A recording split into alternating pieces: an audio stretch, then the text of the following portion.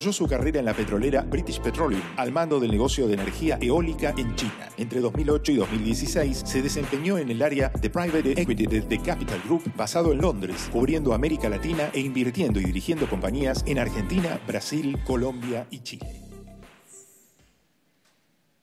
Bueno, buen día a todos y gracias por la invitación a la gente de IDEA para tratar de contarles un poco qué estamos haciendo del lado de AFIP para emparejar la cancha. No podría estar más de acuerdo con todo lo que habló recién Federico, y van a ver que muchas de las estrategias que nosotros estamos impulsando están en esa lógica desde el punto de vista de las cadenas de valor y el enfoque sistémico. Pero para empezar, les quiero contar lo que ustedes ya saben, que la cancha no está pareja, digamos, ¿no? Y cuando la cancha no está pareja hay distinta rentabilidad para el que evade y el que no. Hoy es muy rentable evadir los impuestos en la Argentina. Hay una diferencia de tasa de retorno muy grande y eso hace que hay competencia desleal. Cuando hay competencia desleal, lo vemos en el precio de nuestros productos, lo vemos en la calidad de los servicios que tenemos. Y nosotros tenemos algunos números, nada más para ponerlo en perspectiva. A veces parece demasiado seco hablar de 35% de informalidad, pero luego cuando uno lo baja a cantidad de personas que están fuera del sistema, o están dentro del sistema, pero no están tributando como deberían. Yo siempre digo que hay una diferencia, me hablan del zoológico y de cazar adentro o fuera del zoológico. Hay mucha gente en el zoológico que es un elefante disfrazado de hormiga. Hay mucho por hacer dentro del zoológico también. Porque es verdad que hay gente que está completamente fuera de la tributación, completamente fuera de la economía formal. Pero hay mucha gente que no paga lo que debería pagar. Y también sabemos que porque eso ocurre, también hay modelos de negocios que no cierran si uno pagase todos los impuestos que tiene que pagar. Estamos en una especie de ese círculo vicioso que la única manera es atacarlo cadena de valor por cadena de valor, porque si no resolvemos esas diferencias de rentabilidad que mostraba Federico por la cadena de la carne, que voy a hablar en un minuto que hemos hecho, no hay salida. Ahora, ¿qué puede representar esto? Nosotros hablamos que unos 5 años podríamos estar recaudando 1,5 o 2% más del producto, digamos, en la informalidad, que creo sinceramente que tenemos como oportunidad de atacar. Obviamente que hay, si se quiere, hay un trasfondo de otro escalón que nos llevaría a un lugar de un país desarrollado, pero en los próximos 5 años hablar de 1,5 puntos sería llevar la informalidad del IVA a un poco menos del 30%. Chile tiene 14%, es decir, no estamos poniéndonos objetivos que uno diría que son inalcanzables, sino que son cosas que podemos hacer cadena por cadena, y imaginen el impacto en estos días que estamos discutiendo el presupuesto, lo que sería esto en términos de recaudación. Ahora, ¿para qué está la AFIP? La pregunta parece bastante obvia, ¿no? Que es para recaudar, pero ya que estamos hablando un poco del cambio cultural, creo que nosotros tenemos en la AFIP un rol muy importante en ese cambio cultural. Y creo que al final lo que hacemos nosotros cuando reflexionamos es que conectamos la contribución individual con la posibilidad de un país mejor, porque al final todos decidimos vivir en un país que se llama Argentina, en donde somos una sociedad que decide gastar la plata de una cierta manera. Se está discutiendo ahora en el Congreso en qué se va a gastar la plata: jubilaciones, educación pública, policía. Y eso lo tiene que pagar alguien. Y la contribución individual que uno hace a esa civilización, a ese conjunto que se llama Argentina, son los impuestos. Nosotros somos la puerta de entrada a esa contribución. Cuando alguien no nos paga, está siendo mucho más profundo que el hecho de quedarse un plata en el bolsillo. Es que está diciendo: yo no soy parte de esto, yo no quiero serlo. Y la excusa muchas veces es: pero fíjate que las cosas no funcionan bien. Cuando funcionen bien y cuando haya escuelas de calidad, yo pago, que es entramos en esa trampa. Y en la Argentina hay muchas cosas que todos los días funcionan bien.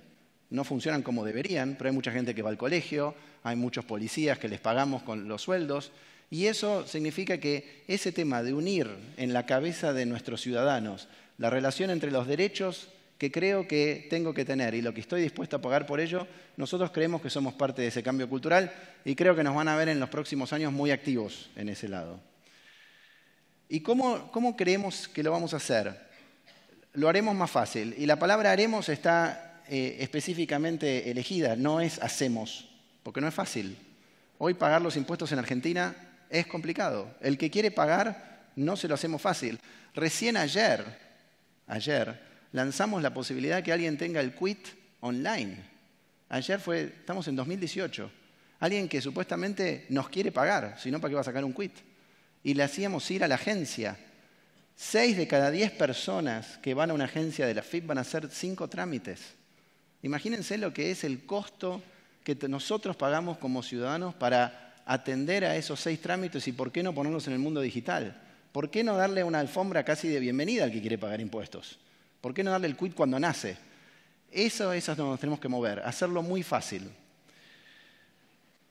El contribuyente no todos quieren evadir. Hay mucha gente que quiere pagar los impuestos. Eso es un cambio de paradigma que nos tiene que ayudar. Hay muchos de ustedes que nos quieren ayudar. Es verdad que hay muchos que no. Hay muchos ciudadanos que no están interesados en ayudarnos, pero hay muchos que sienten una necesidad de ayudarnos desde el lado de su rol, digamos, en su trabajo, pero también desde el punto personal. La típica es pedir el ticket. Cuánta gente dice, che, yo voy y pido el ticket en todos lados, pero también trato de cumplir con mis obligaciones de impuestos. Y a esa gente hay que cuidarla, hay que ayudarla. Nosotros el año que viene estamos lanzando esta aplicación en el celular que va a permitir escanear facturas y devolverle plata al contribuyente en el acto o ponerle plata en la SUBE. Lo pusimos ahora en el presupuesto. Vamos a tener la facultad de devolverle plata, por ejemplo, en el Día de la Madre, que hay que ir a comprar flores este fin de semana. Los que traigan facturas de florerías, en ese momento le devolvemos plata al contribuyente. Y descarto que hay mucha gente que nos va a querer ayudar, porque realmente quiere que las cosas se cumplan. Ahora, si nosotros no tratamos con rigor al evasor, y al evasor cualquiera sea, sin distinguir ningún tipo de afiliación política, de que conoce a quién o no conoce a cuál, sino que todos tienen la misma regla, si no tenemos esta otra cara, se rompe el sistema. De ahí que la AFIP tiene un rol tan trascendental en la creación de una institucionalidad en la Argentina, porque si no haces esto, si realmente no te movés con estos parámetros, se rompe todo el resto, porque ¿para qué voy a pagar si no todos nos tratan igual? Y es lo que más bronca nos da cuando a mí me dicen muchas veces, yo lo veo también, ¿cómo puede ser que ese que es monotributista tenga ese nivel de vida? El tema de la transparencia, que no es menor.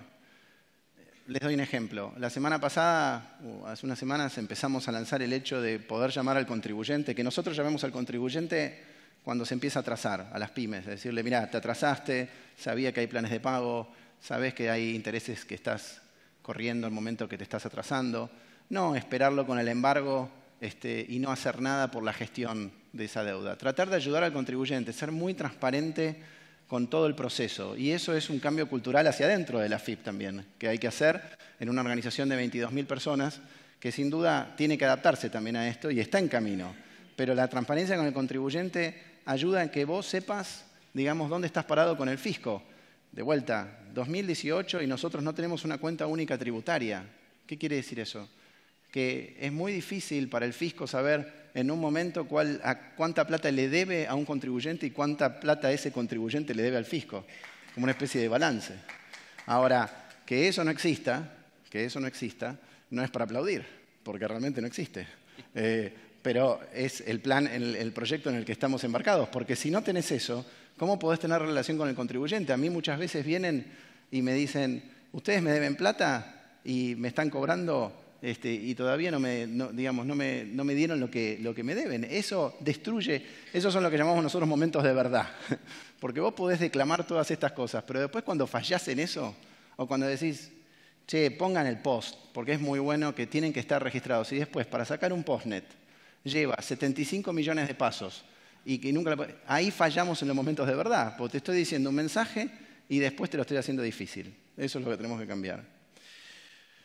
El tema de legitimar el rol del impuesto. De vuelta, cuando uno paga a nivel local alumbrado, barrido y limpieza, uno debería recibir alumbrado, barrido y limpieza. No siempre lo hace, pero aunque sea puede ver si lo recibe o no. Cuando uno paga un impuesto nacional, el IVA, ganancias, es mucho más difícil ver hacia dónde va eso, qué es lo que está financiando. Nosotros, y para esto estamos tratando de impulsar un cambio en la ley que nos permita que cuando ustedes pagan sus impuestos en un restaurante, etcétera, le discriminen exacto cuánto están pagando de impuestos y nosotros podamos empezar a asociar mensajes a eso. Decir, mira, el IVA que pagaste equivale a tantas horas de colegio. Es decir, dar una especie de empezar a atar esas dos cosas que tenemos a veces separadas, entre lo que creemos que está bien. Si hacemos una encuesta, todo el mundo dice, sí, educación pública y cosas que creemos como argentinos que deberíamos tener y lo que estamos dispuestos a pagar por ello. Y entender que es parte de un contexto. Hoy, si se quiere, donde estamos parados es un escenario de caída de la actividad en donde, desde nuestro lado, tenemos que ser muy activos con planes de pago. Obviamente, es un tema que las empresas grandes tal vez tienen un poco más de espalda, las empresas chicas que tienen un balance chico y tienen problemas perenne de capital de trabajo, es el momento en que nosotros tenemos que dar una mano. Ese tema de entender parte del contexto es lo que nos tiene que guiar, porque si no, la FIP nos queda demasiado a contramano de la realidad de las personas. No digo que estemos ahí, esto es la visión hacia donde vamos. Obviamente que hay un montón de ejemplos de por qué todavía, nos puede parecer que no somos parte de ese contexto. Entonces, ¿qué significa todo esto en la práctica? Federico habló muy claro sobre el tema de la cadena de la carne. La voy a tomar como un ejemplo y él mostraba unos tildes donde se habían hecho cosas y faltaban otras. Pero ese es un ejemplo de la forma de atacar el problema de elevación. No es todo igual, hay que ver cadena de valor por cadena de valor. Cada industria es diferente. En el caso de la carne, con los frigoríficos, con el documento de tránsito electrónico de la faena, con el tema del remito cárnico que se viene ahora, una cadena que era realmente con un grado de informalidad muy alto, hoy hasta a nivel de frigorífico tenemos un cumplimiento muy alto. Nos falta la última parte que va a tener que cambiar todo ese esquema de comercialización que mostró Federico antes.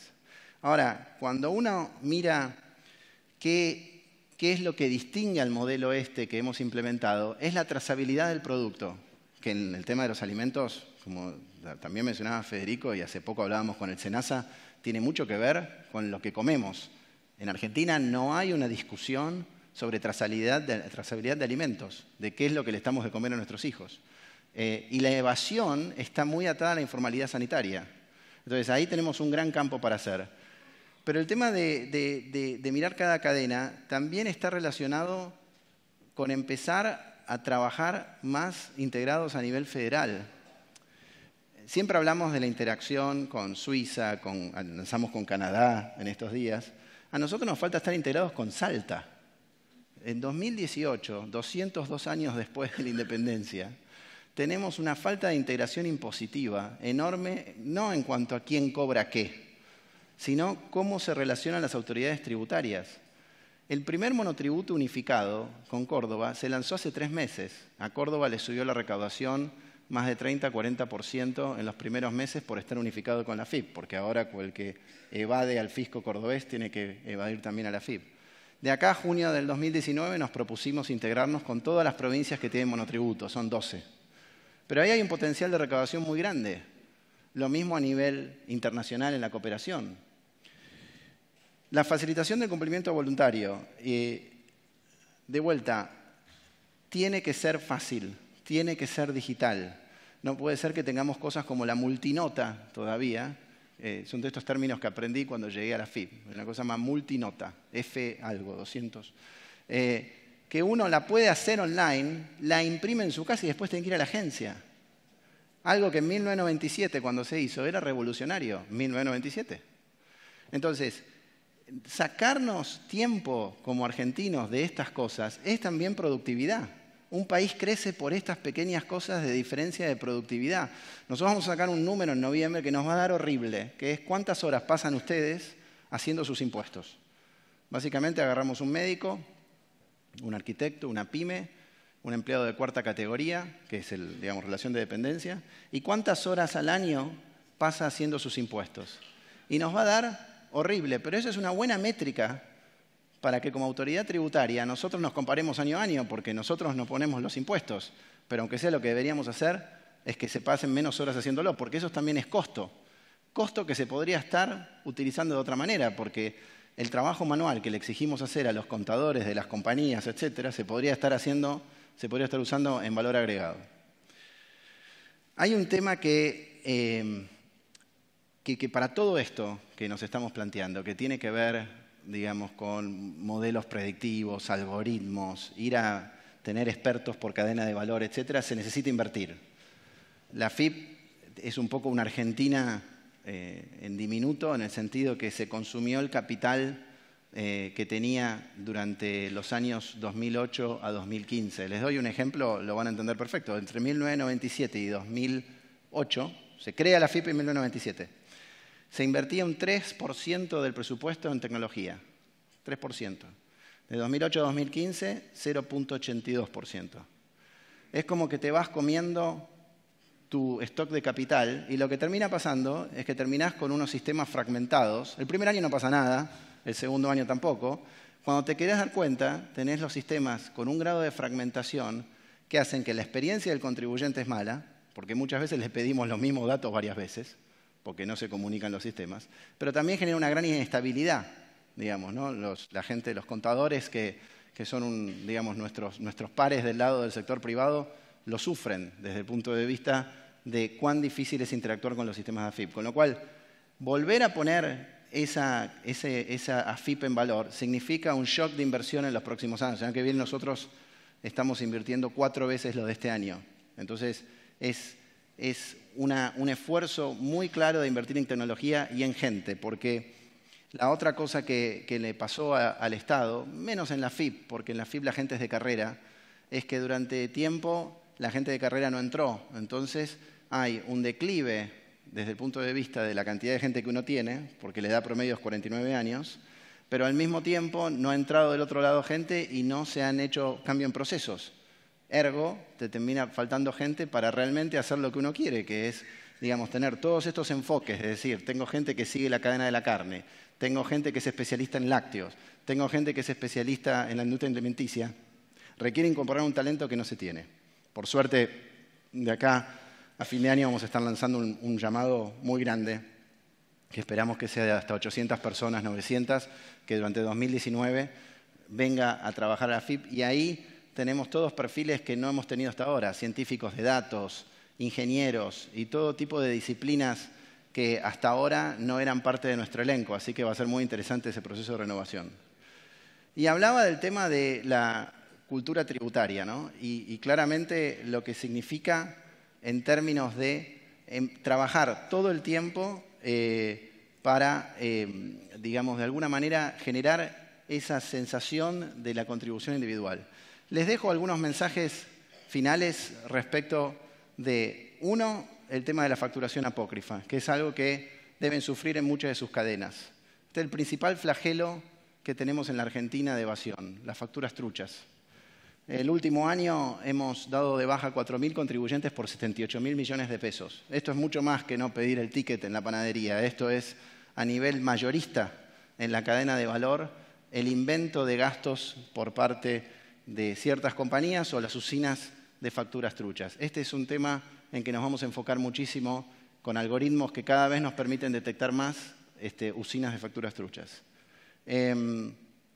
Siempre me preguntan qué sectores nos vamos a enfocar. Les hablé de las cadenas agroalimentarias. Hace poco lanzamos un programa que hasta junio del año que viene nos vamos a enfocar, aparte de carne bovina, como mostraba lo de Federico, porcina, lácteos, aviar, yerba mate, pesca, grandes oportunidades, molinos harineros. Hay un montón de oportunidades en todo lo que es el rubro alimentos en el mercado interno. Lo de exportación está más ordenado porque siempre hay al final una devolución de IVA y ahí está más ordenado, pero en el mercado interno hay mucho por hacer.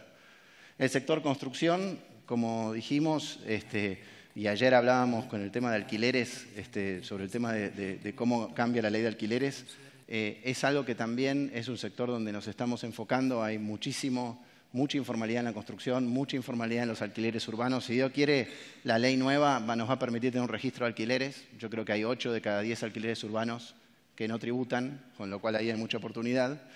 Y todo lo que hablamos de servicios digitales, ahí tenemos todo lo que parecía un nicho en un momento, hoy está creciendo con tanta fuerza que nos genera todo un desafío como autoridad tributaria de cómo vamos a lograr tributar esos servicios.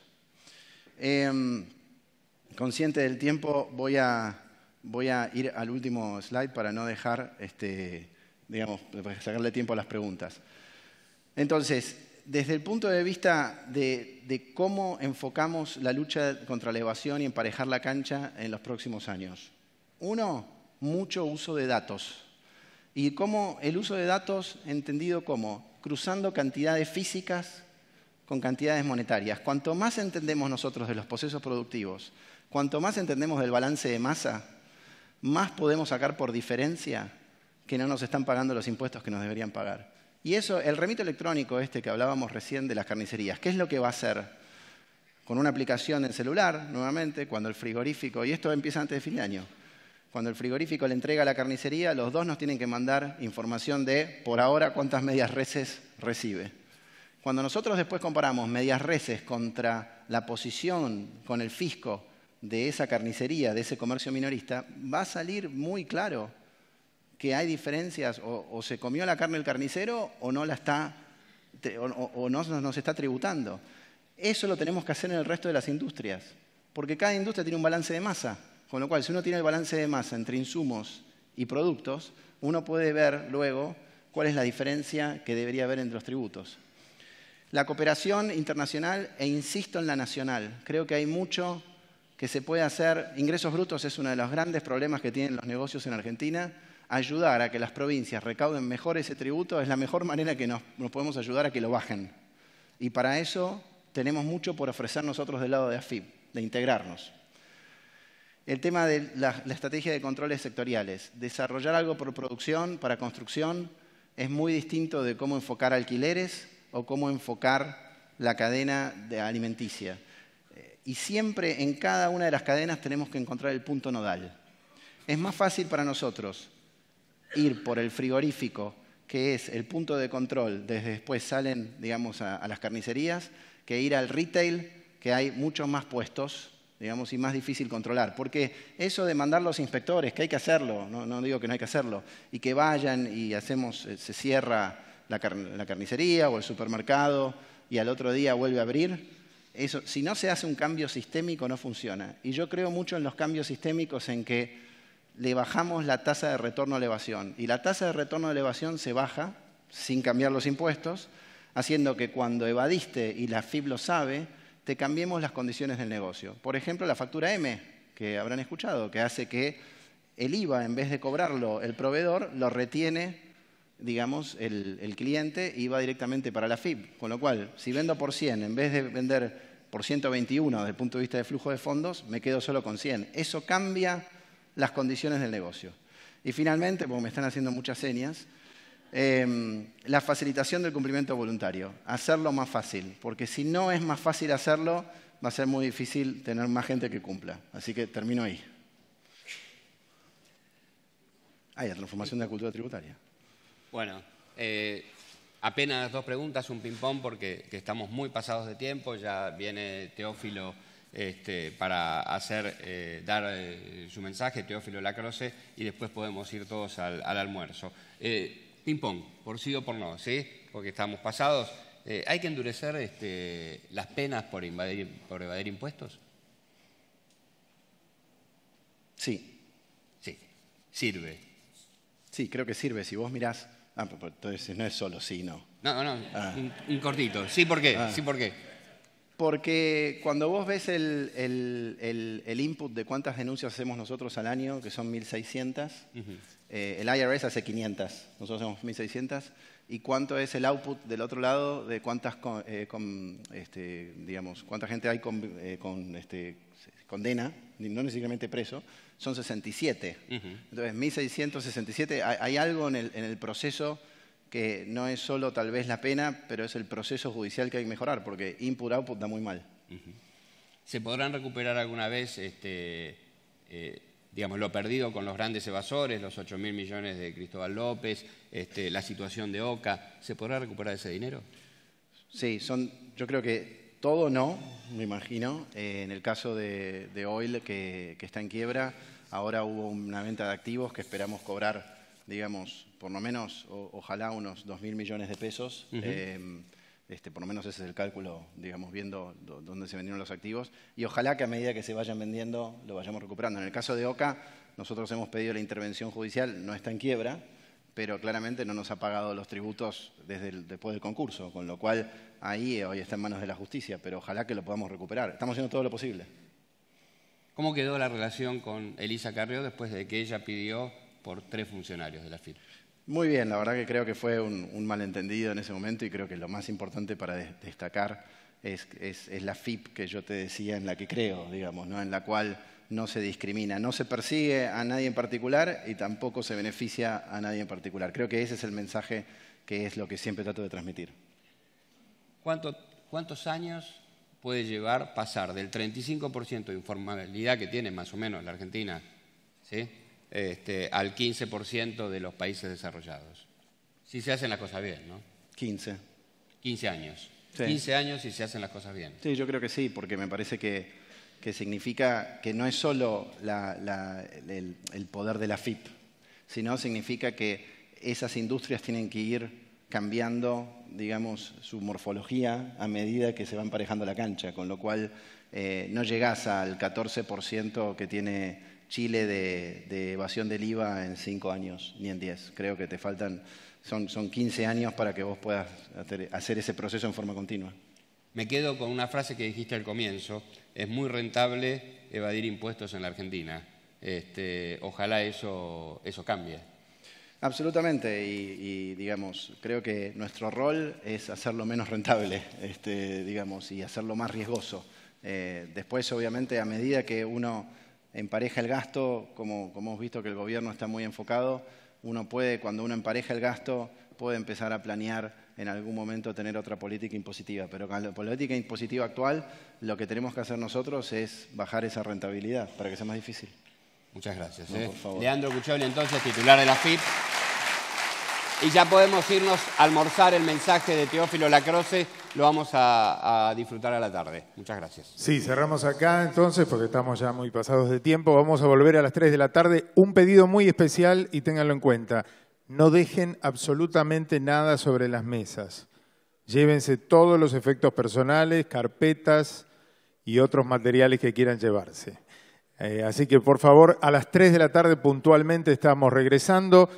Y también, para los interesados, en el Auditorio Victoria Ocampo del primer piso se está realizando la presentación de la encuesta de expectativas de ejecutivos a cargo de Eduardo D'Alessio y Miguel Kigel.